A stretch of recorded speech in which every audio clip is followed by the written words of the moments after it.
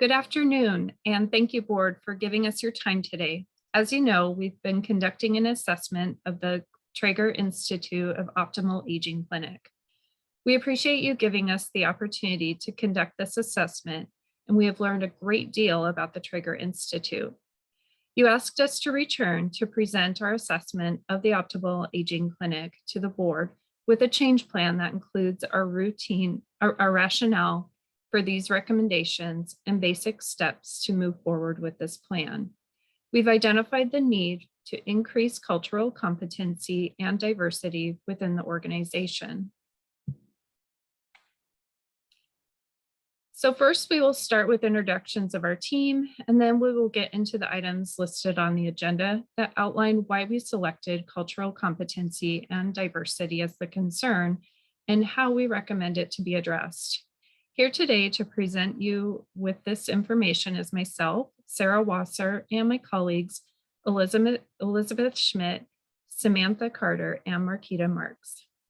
And next we'll hear from Elizabeth. In conducting our assessment and identifying a change plan, it was crucial that we considered the agency's mission statement, which, as you know, is to innovate the aging experience for individuals, community, and industry through leading-edge clinical practice, collaborative research, and interprofessional education in order for individuals and societies to approach aging as an opportunity. In reviewing the population of Kentucky, we learned that almost 17% of the state is persons 65 years and over, so there's definitely a strong need for comprehensive aging services. We also learned that 12.5% of the state identifies as a race other than white alone. You could go to the next slide, please, Sarah. In Louisville, the number is even higher. 30% identify as a race other than white alone.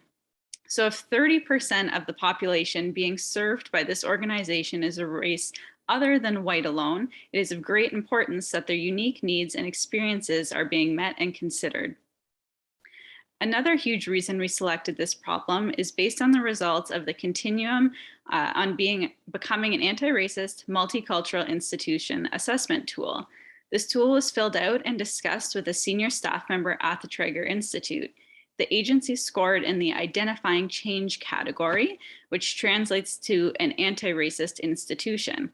Essentially, the Trager Institute has a growing understanding of racism in healthcare and is committed to becoming an anti-racist organization, but many of the agency's structures still support white power as they lack accountability. Additionally, the cultural competency assessment tool shows room for improvement in tangible areas, such as adapting forms of communication to make them culturally and linguistically appropriate, and updating posters and printed materials to reflect the culture and ethnic backgrounds of clients served. So while we're aware that the Trager Institute has implemented regular staff meetings to talk about diversity and inclusion, is proactively serving rural communities, and is providing some education to their students surrounding cultural competency, it is our assessment that the Optimal Aging Clinic lacks a concrete plan to make their services more culturally competent. It is our belief that implementing the tactics that we will discuss shortly will create a safer space for the community members of all races and ethnicities to be served. So next, I'll pass it on to Samantha.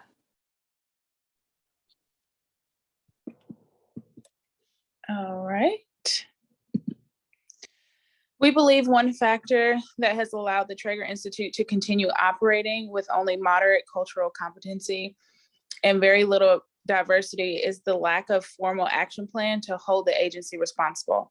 The primary focuses of the Optimal Aging Clinic are outlined in the strategic plan and include things like workforce development, innovative research, and financial stability.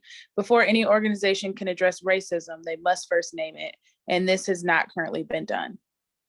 Next slide. One barrier to creating this change may be that many of the positions of the organization are specialized, including nurses, therapists, and social workers with an expertise in geriatric care. Many of these staff have come from U of L. If U of L isn't recruiting and training a diverse group of students, the population entering the workforce will continue to be primarily white. Further, without a concentrated effort to train and hire Spanish-speaking individuals, the majority of the staff will continue to be only English-speaking. Additionally, we need the full support of you, the board, in prioritizing cultural competency and diversity development at the Optimal Aging Clinic. Without your support, this will not be possible. And now I'm going to pass it on to Marquita. Thank you. Our suggested strategy in creating change at Trager is to diversify staff. We observed a need for BIPOC representation and leadership. This could even begin by seeking bilingual staff or interns. I'm not for sure how many interns that are currently bilingual, and if they are, we would suggest for Trager to highlight bilingual staff. Improving recruitment of BIPOC and LGBTQ interns will also be a suggestion. As it pertains to outreach and partnership with diverse groups, we want to suggest amping up outreach to BIPOC communities for paraprofessional programs. Developing strong partnership ties with Spanish-speaking community organizations would create a presence for Trager. This would include partnership with LGBTQ community organizations. Assessing unique needs of each group would provide a map of needed programs and services to form at Trager. And lastly, Trager should include resources and information related to aging and diversity. So also routine cultural competency and services and workshops is also a good strategy for creating change. So the next slide. So the first step is to increase cultural competency and diversity at Trager, is to commit to making it a priority. Adding it to the upcoming year's strategic plan would be one way to hold the organization accountable. A great second step is to engage in meaningful conversations about race, ethnicity, and gender. We recommend the Trager Institute invite the U of L Office of Diversity and Equity staff to facilitate workshops focusing on anti-racism, implicit bias, microaggressions, power and privilege, engaging in difficult dialogue, and more. The third step is to identify and utilize bilingual staff, students, and volunteers at Trager who could play an active role to reduce language barriers for Spanish-speaking clients.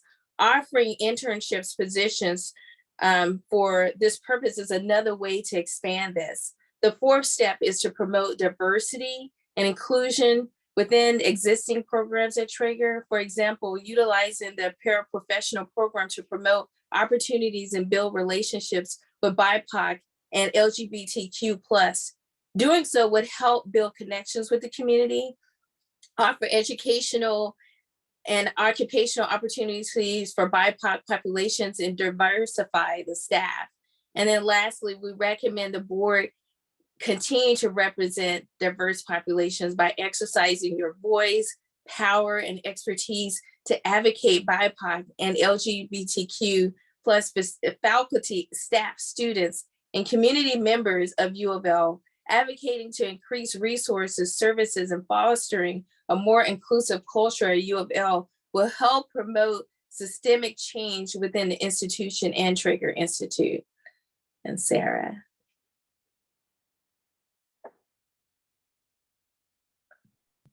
So again, we want to thank the board so much for your time today and giving us this opportunity to evaluate Trager Institute. We invite you to share any of your questions or comments with us and hope you will consider supporting our change plan proposal to increase cultural competency and diversity within the Trager Institute of Optimal Aging. Thank you so much. We hope you enjoyed the presentation.